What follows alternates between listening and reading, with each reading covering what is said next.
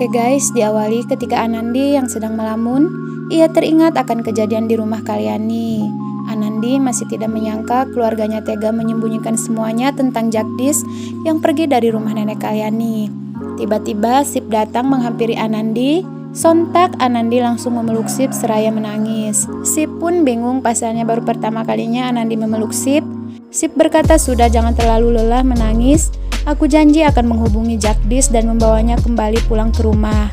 Sip akan melakukan apapun demi kebahagiaan Anandi dan keluarganya. Lalu Sip dan keluarganya sedang makan bersama, tiba-tiba ada yang mengetuk pintu. Anandi berkata, "Mungkin itu tukang koran sudah datang, biarkan aku membukakan pintunya."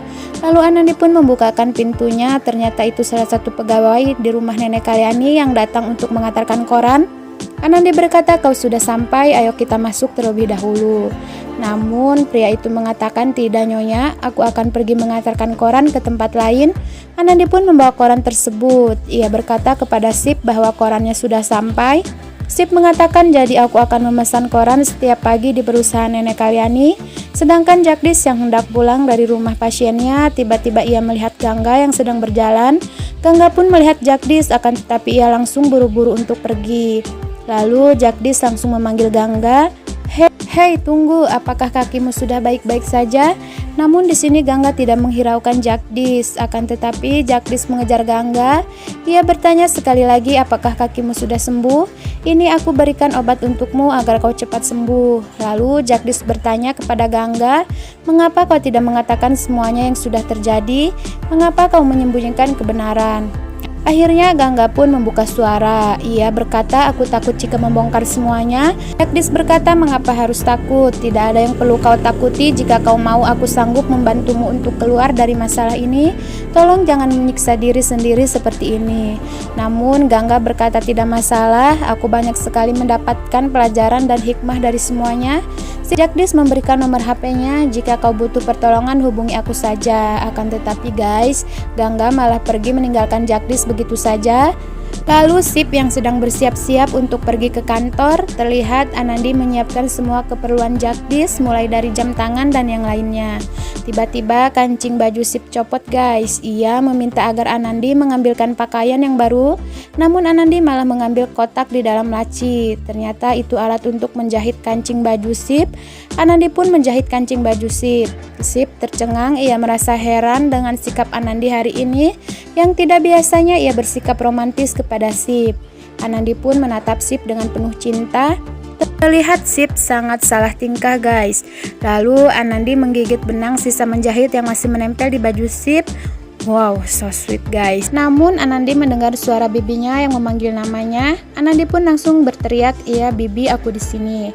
Lalu ia meninggalkan Sip di kamar sendirian guys. Anandi pun menghampiri Nuni dan juga Sanchi.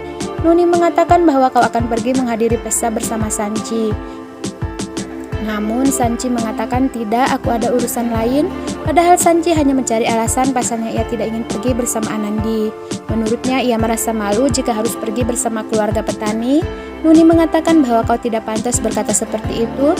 Sanchi mengatakan bahwa aku tidak menyukai Anandi. Coba bayangkan ketika melakukan upacara adat, Anandi meninggalkan rumah keluarganya. Begitu saja hanya gara-gara Jagdish. Itu sama saja dia menyakiti perasaan kakakku sendiri. Ditambah lagi keluarganya yang selalu mengunjungi Anandi seenaknya. Nuni berkata, "Jika kau tidak suka dengan Anandi, ya sudah, kau tidak perlu berkata berlebihan. Wajar jika keluarga nenek Kalyani selalu datang untuk mengunjungi Anandi. Mereka sudah menganggap Anandi sebagai putrinya sendiri. Kau tidak perlu berakting lagi," ucap Nuni. Sedangkan Anandi yang sudah berada di rumah nenek Kalyani, ia meminta maaf kepada nenek Kalyani bahwa kemarin ia sudah meninggalkan rumahnya begitu saja. "Seharusnya aku tidak melakukan itu semua, namun aku tidak bisa menahan diri setelah membaca isi surat dari Jagdish." Nenek Kalyani berkata, "Oh putriku, tidak seharusnya kau meminta maaf. Justru kami semua sangat mengkhawatirkanmu." Hasan berkata, "Sayang, kau tidak perlu bersedih.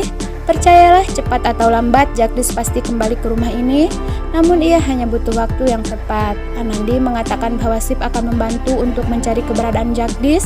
Namun Sip mengatakan, "Tidak perlu nak, aku khawatir jika keluarganya Sip tidak setuju dengan ini semua." Lalu ketika di rumah keluarganya Sip, Anandi membuatkan makanan penutup untuk Nuni dan juga Sanchi. Akan tetapi Sanchi mengatakan, "Aku tidak suka makanan yang berminyak." Bel rumah pun berbunyi. Anandi berkata sepertinya Sip sudah pulang. Lalu Sip pun berkata kepada Anandi, "Coba tebak, aku membawakan sesuatu untukmu." Anandi mengatakan bagaimana bisa aku menebak semuanya. Lalu Sip memberikannya kepada Anandi dan sama saja ia membawa makanan penutup. Lalu Anandi menggabungkannya dengan makanan buatannya. Sip mencoba menawarkannya kepada Sanchi. Sanchi mengatakan bahwa aku tidak suka makanan yang digoreng, tetapi dengan rasa cintamu aku akan mencobanya. Keesokan harinya Anandi dan Sip pergi ke panti asuhan untuk acara berbagi. Di situ terlihat Anandi membagikan sarung dan yang lainnya. Lalu tiba-tiba ada seorang anak yang berkata, "Kakak, tolong berikan sarung kepada temanku yang sedang sakit di kamar." Anandi pun diantar oleh anak itu ke kamar anak yang sedang sakit. Tiba-tiba Anandi dikejutkan dengan adanya Jagdish di ruangan itu. Anandi pun menghampiri Jagdish. Ia bertanya, "Apa yang kau lakukan? Di mana tanggung jawabmu di rumah keluargamu? Mengapa kau malah pergi meninggalkan rumah?" Namun Jagdish hanya diam saja. Sip berkata Anandi sudah cukup. Mungkin ia pergi karena ingin menjauh dari masa lalunya. Jagdish berkata, "Tidak, aku melakukan ini semua karena aku perlu waktu untuk beradaptasi.